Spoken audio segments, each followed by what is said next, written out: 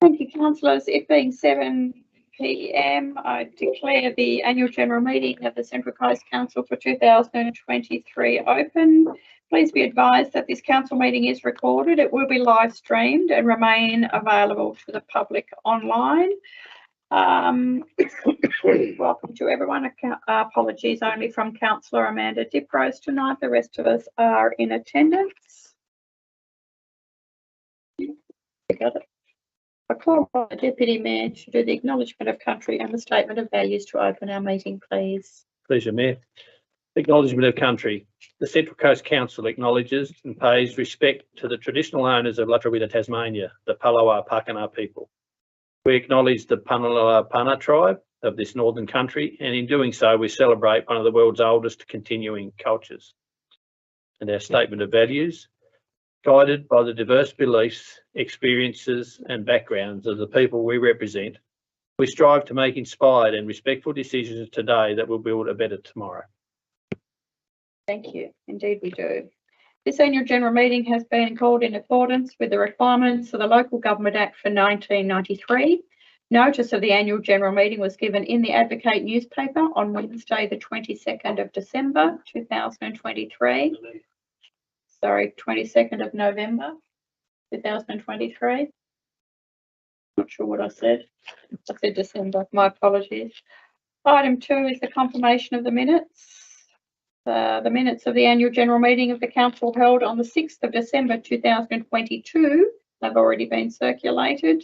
Would our councillor care to move the suggested resolution for this item? Councillor Hiscott, seconded by Councillor Wiley. Any discussion on the minutes, the accuracy of the minutes of last year's annual general meeting? No, there being none, I'll put the motion. All those in favour, aye. Aye. Against? The motion is carried. Before we receive the annual report, I'd like to share with yourselves and those that are joining us via live stream a video summary of the highlights of the past year that relates to this annual general meeting, which enables all of our community to share the highlights and see the good work that we've been doing. Thank you, Paul. For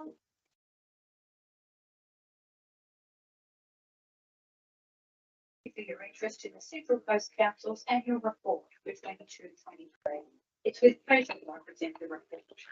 This report provides a snapshot of our performance in our service to our community over the past year. It presents many of the wonderful community events and initiatives that we have supported. The full report also discloses the Council's performance in its financial, strategic and governance responsibilities. Enjoy. Central Coast Council's strategic direction focuses on the stickiness of our location, lifestyle and strengths to achieve the aspirations of our local communities. This was through 5 strategic directions. The first was planning for a vibrant, livable place. This year, we have funded flood rectification work, 348 development applications, 185 building approvals, and increased the smoke-free areas in our town centres. Strategic Direction 2, enhancing Central Coast connectivity. This year, we raised the Aboriginal flag, engaged in a cultural exchange where a fire stick now sits at the council's meeting table, held 2 citizenship ceremonies welcoming 18 new citizens, completed most of the Coastal Parkway project between Leith and Turners Beach, and received funding to upgrade Ironcliff Road.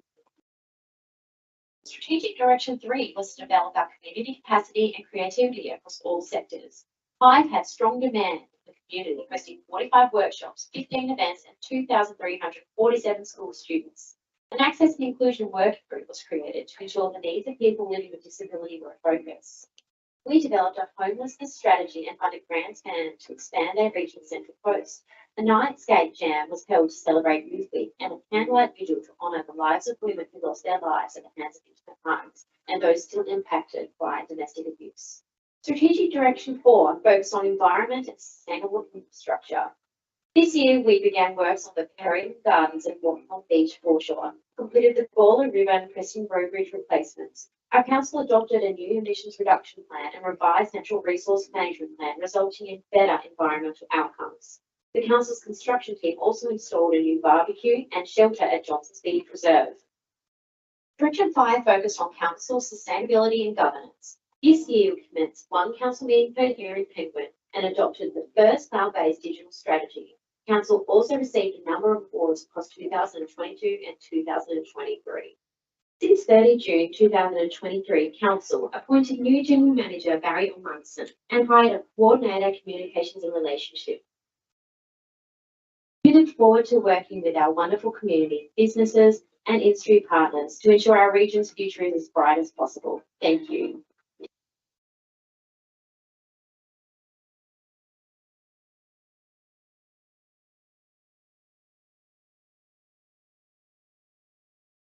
Thank you. Very good. Very impressive.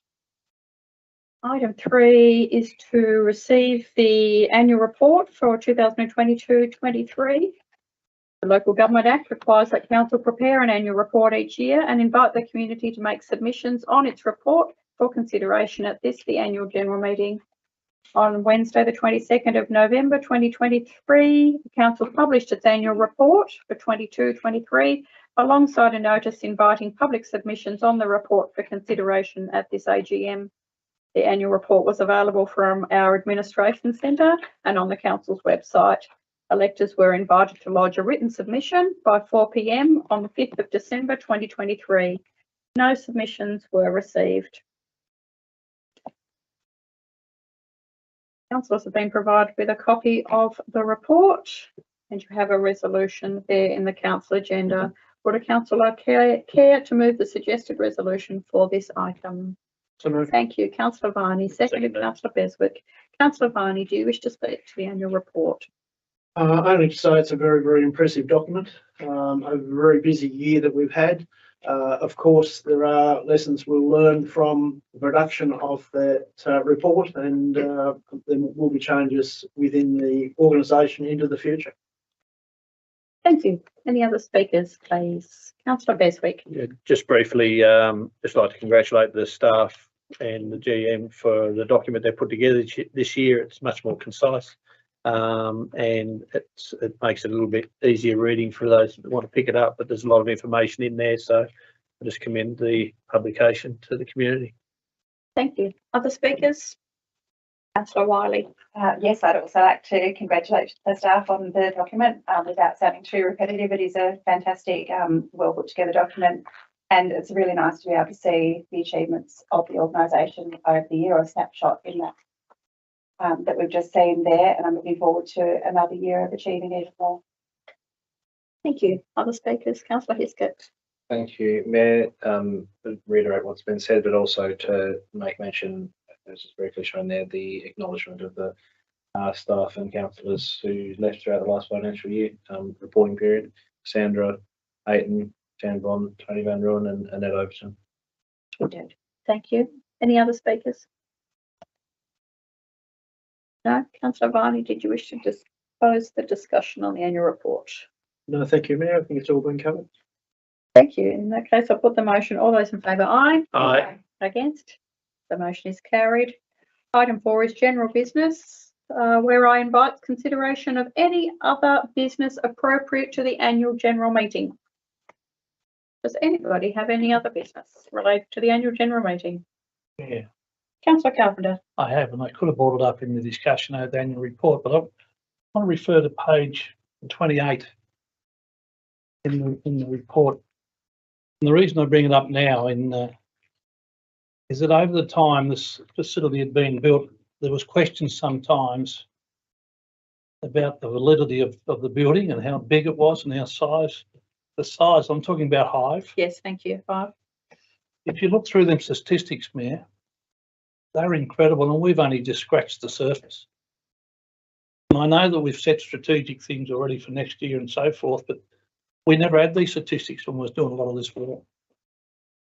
And I'd hate to miss the opportunity in increasing their numbers 10 to 50% with very little work, but at least some focus on Hive, because 32,000 people have gone through Hive. And if you asked people around Central Coast have they been, probably 50% haven't been. And yet we've had 32,000 people go through Hive. And I know we sit around this table ourselves and often question ourselves and question the validity of Hive and the value of it. I think that's quite clear there. especially when you look at the amount of Tasmanians that have visited the visitor centre. If you think of the spirits coming online in the next year or two, or within the next 2 years, 30% more capacity of visitors coming on the new ships.